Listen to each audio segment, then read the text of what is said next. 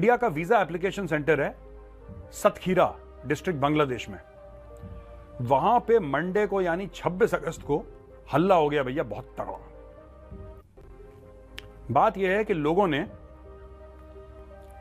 बहुत लंबी लाइन लगाई थी वीजा सेंटर के आगे। ये बांग्लादेश में सतखीरा जगह है, इसमें बहुत लंबी लाइन लगी थी। एक्शन बांग्लादेश ने एक दफा फिर से पुकारा है इंडिया को मदद के लिए। बांग्लादेश ने जो किया आज उसको जो है उसकी सजा मिल रही है। वो बांग्लादेश वाले क्या करेंगे, वो इंशाल्लाह ताला हमारी तरह वो भी छितर ही खाएंगे। अब छितर खाएंगे। हाँ, वो उनको पढ़ने हैं, उन्होंने काम ही ऐसा किया कि नहीं। उधर तो लोग कह रहे हैं इनकलाब आ गया, उधर तो पाकिस्तान में जश्न मनाया जा रहा। लो जी, बांग्लादेश में लोग स्टूडेंट्स ने चेंज ले आए हैं। शेख हसीना जो उनसी है वो जुल्म कर रही थी और पाकिस्तान देखा है पॉलिटिशियंस के लिए खास तौर पे कि उनके ऊपर अटैक्स किए जाते हैं और कई लोग जो है इसमें अपनी जानें खो चुके हैं। और लेकिन वो पॉलिटिकल पर्सनालिटी मुताबिक ये एक इंडिया को तो ऐसा नहीं करना चाहिए और बांग्लादेशियों को भी अपनी एक डायरेक्शन देखनी चाहिए। सोलर में हमसे आगे चला गया, एनर्जी में चला गया, फिल्म इंडस्ट्री में चला गया, तालीम में चला गया, आईटी में आगे हमसे चला गया। अमेज़ोन यहाँ एक दफ्तर बना था, हमारे पाकिस्तानियों ने वो उसके साथ हाल किया ना, उन्होंने उठा के चुके अमेज़ोन इंडिया में मेन हेड ब्रांच उनकी अमेज़ोन की उधर बन गई। जितने बड़े इंडिया के ऊपर जितनी मर्जी बात कर ले, 100 शो कर ले, बात खत्म नहीं होगी। देखिए यही तो चीज़ है ना, इंडिया की तरक्की इतनी कर ली। उनका अंबानी है, वो घूम रहा है और इतना अरबों डॉलर वो अपने मुल्क में लगा रहा है, बाहर भी। हमारा इंडिया का जो कॉन्सुलेट है कि भारत हमें जाना है। अब ये पहली बार मुझे पता लगा कि वीजा लेके भी आते हैं बांग्लादेशी। मैं I swear I did not know, मैं मजाक नहीं उड़ा रहा किसी की। मुझे नहीं पता था कि ये भाई लोग वीजा लेकर भी इंडिया आते हैं। मुझे तो लगा कि यहाँ पे आते हैं, आधार कार्ड लेके बोलते हैं मालदा के रहने वाले हैं, फिर नोएडा में आते हैं ये लोग, उल्टे सीधे काम करते हैं। ये पहली बार मैंने सुना है कि वीजा सेंटर के सामने भीड़ लगी। अच्छा, ये भी इंडिया जो है वो बहुत ज्यादा ग्रो कर चुका है हमारी निस्बत। उसमें ये हुआ कि उन्होंने एक स्टेबिलिटी उनकी गवर्नमेंट के अंदर आई, पॉलिटिकल स्टेबिलिटी। मनमोहन सिंह, अटल बिहारी वाजपेयी जब उनका गए तो उसके बाद मनमोहन सिंह आए। हालांकि उस दौर में अगर आप देखें ना, 2000 से पहले 90s का जो दौर था, तो वहाँ पे पाकिस्तान बहुत आगे था, एशिया टाइगर बनने जा रहा था और पाकिस्तान की वर्ल्ड लेवल पे बहुत ज्यादा लोग उसको लाइक कर रहे थे। मोस्टली लोग ये भी कहते हैं कि पाकिस्तान जो है वो लीडर बन रहा है, एशिया का लीडर बन रहा है, मुस्लिम का लीडर बन रहा है, बहुत आगे जा रहा है, टेक्नोलॉजी में बहुत आगे जा रहा था। तो उस दौरान इंडिया बहुत पीछे था। इंडिया के लोग हसरत से कहते थे कि पाकिस्तान की अवाम बहुत अमीर है। पाकिस्तान के ये 90s की बात इनके जो सलमान खान है, अच्छा, अक्षय कुमार है, अच्छा, उन्होंने आप बोला है भाई पाकिस्तानी एक्टर अच्छे हैं, हमारे ड्रामे चल रहे हैं उधर। अक्षय कुमार ने ये कब बोला है? ये रोज बोलता है। सलमान खान ने भी बोला, यूट्यूब पे निकाल के देखें आप। अच्छा, रोज बोलता है। आर्मी को लेके कुछ कह रहे थे आप क्या? फिर भी चले, डरे तो ना कुछ बोल दे। अच्छा, पाकिस्तान की आम पब्लिक पीछे से ये बार बार बोल रहे थे, आर्मी को लेके आई थिंक कुछ बोल रहे थे। नहीं, फिर भी बताएं। इंडिया ने बहुत सारे डैम बना लिए जो, और डैम्स की वजह से इंडिया की इलेक्ट्रिसिटी बहुत इजी होगी, सस्ती होगी। फिर जब फैक्ट्रीज को वहाँ पे एक सस्ती बिजली मिली, उन्होंने एक अच्छी प्रोडक्शन की। दोस्तों, शेख हसीना के जाने के बाद राजनीतिक और स्थिरता और उथल पुथल से जूझ रहे बांग्लादेश के सामने एक बड़ी चुनौती सिर उठा रही है, जिसका असर भारत पर पड़ने से इनकार नहीं किया जा सकता है।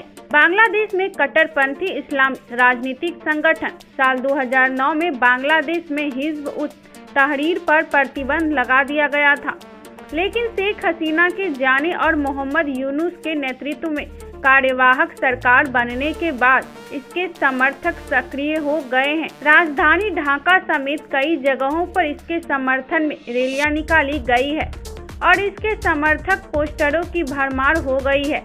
न्यू इंडियन एक्सप्रेस ने ढाका के एक राजनीतिक टिप्पणीकार प्रोफेसर नजमुल अहसन के हवाले से बताया कि तहरीर अच्छी तरह से स्थापित संगठन है जिसमें शिक्षित लोग शामिल हैं।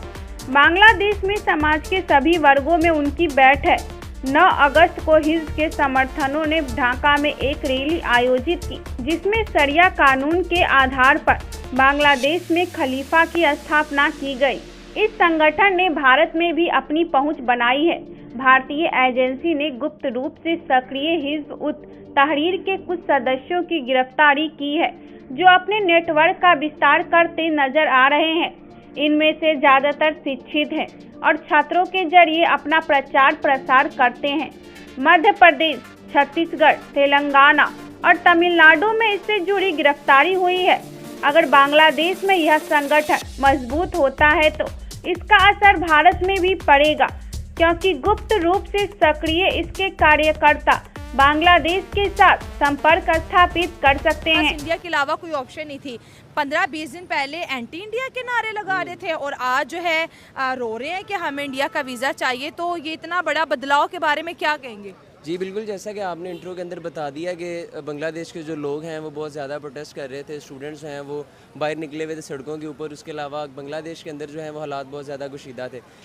इस सारी चीज़ को देखते हुए जो है वो इंडिया के ख़िलाफ़ उन्होंने नारेबाजी की, इंडिया की एम्बेसी के बाहर जाके एहतजाज किया, उनको बुरा भला बोला, ठीक है। तो इस सारी चीज़ को देखते हुए जब बांग्लादेशी जो लोग हैं उन्होंने जब इतने ज़्यादा प्रोटेस्ट किए, इतनी ज़्यादा चीज़ें कर दी, तो कोई भी जो एम्बेसी है वो ये बिल्कुल अफोर्ड नहीं करती कि उनके जो वहाँ पे एम्बेसडर गए हुए हैं या उनकी जो वहाँ पे स्टाफ काम कर रहा है तो वो जो है वो जान रिस्क में आ जाए या सिक्योरिटी इशूज़ आ जाए। तो उन्होंने फिल जो है वो उन्हें इंडिया वापस बुला लिया अपनी कंट्री, ताकि वो अपने लोगों को जो है वो सेफ़ एंड सिक्योर कर सकें।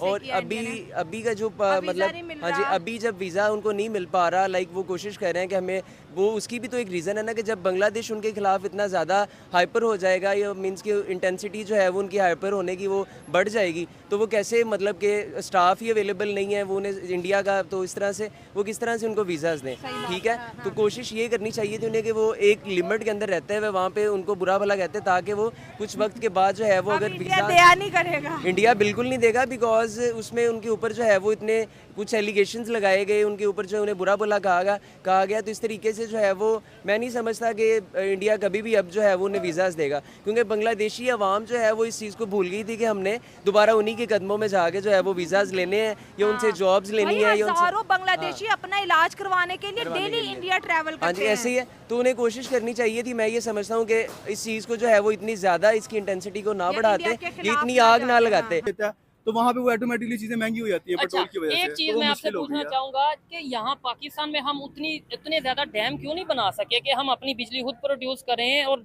सस्ती बिजली प्रोवाइड कर सकें? बांग्लादेश उतने डैम क्यों नहीं बना सका? इंडिया ने तो बहुत से डैम बनाए जिसकी वजह से वो ना सिर्फ अपने कंट्री को सस्ती बिजली प्रोवाइड कर रहा है लोगों को, बल्कि दुनिया के दूसरे कंट्री जैसे बांग्लादेश को बिजली दे भी रहा है। हाँ जी, यही हुआ ना, इंडिया ने बहुत सारे डैम बना लिए जो, और डैम्स की वजह से इंडिया की इलेक्ट्रिसिटी बहुत इजी होगी, सस्ती होगी। फिर जब फैक्ट्रीज को वहाँ पे एक सस्ती बिजली मिली, उन्होंने एक अच्छी प्रोडक्शन की, इंटरनेशनल प्रैक्टिसेस हुई, तो वो जब उन्होंने एक्सपोर्ट करना शुरू किया, बहुत कम रेट के ऊपर चीजें बनाई, तो दुनिया में उनकी चीजें बिकना शुरू हो गई। आईटी उनका इतना एक्सपोर्ट होता है यूएस में, और इस तरह मल्टीनेशनल कंपनीज वहाँ पर आ गई। जिस इंडस्ट्री से बिलोंग करते हैं, फार्मास्यूटिकल इंडस्ट्री, वो भी दुनिया में मानी जाती है, इंडिया की मानी जाती है। मुकेश अंबानी, इस तरह बड़े बड़े उनके नाम है जो कि दुनिया जानती है। अब आईफोन ने उधर वहाँ पे ऑफिस बना लिया, ठीक है। तो वजह यही है ना कि जब उन्होंने एक अच्छी स्ट्रेटेजी ली, उन्होंने डैम्स बनाए, अपनी नेशन को एक अच्छी उन्होंने लो फेयर पे बिजली दी, तो उसकी वजह से प्रोडक्शन फैक्ट्रीज लगी, प्रोडक्शन हुई, और फिर ओवरऑल जो है वो इकोनॉमी हर बंदा ही जो है वो बेहतरी की तरफ चली। हमारी प्रॉब्लम ये आई कि हम क्योंकि इस चीज को काउंटर नहीं कर सके, डैम नहीं हमारे यहाँ पे बने, बिजली महंगी होती गई। हम और इस टाइम एशिया में सबसे ज्यादा महंगी बिजली कौन से कंट्री में है?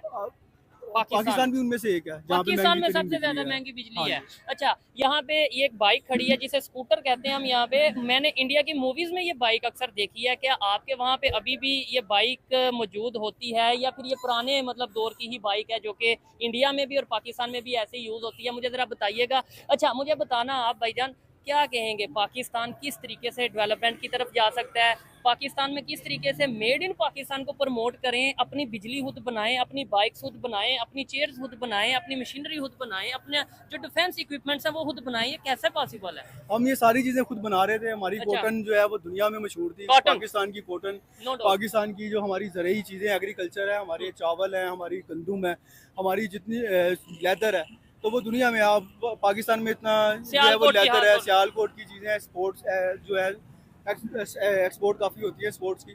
फुटबॉल पाकिस्तान का फीफा वर्ल्ड कप होता था, वहाँ पे जाता था, और उसमें हमारी ये एक क्वालिटी थी कि बच्चे जो हैं वो हाथ से बुनते थे, तो वो जो एक चीज़ थी ना वो मशीनों में नहीं आती थी, वो छोटे छोटे हाथ थे बच्चे के, उससे बुनते थे। तो ये हमारी जो है ना हमें डिफरेंशिएट करती थी वर्ल्ड लेवल पे। लेकिन अब प्रॉब्लम यही आई है कि हमारी ये जो सारी इंडस्ट्री थी, इतनी सारी इंडस्ट्री है जो वर्ल्ड लेवल पे रूल कर रही थी, तो वो इसी वजह से हुई कि जब बिजली के बिल ज़्यादा आने शुरू हो गए, बिजली बहुत महंगी हो गई, मटेरियल बहुत महंगा हो गया, डॉलर्स के जब फेयर बढ़े, बाहर से जो रॉ मटेरियल लेकर आते हैं, तो वो जब महंगा हुआ, कॉस्ट बढ़ गई, फिर लेबर महंगी हो गई, क्योंकि लेबर को अपना घर चलाने के लिए वो ज़्यादा डिमांड करने लग गया, पेट्रोल महंगा होने की वजह से, डॉलर महंगा होने की वजह से, तो ओवरऑल फिर प्रोडक्शन जो है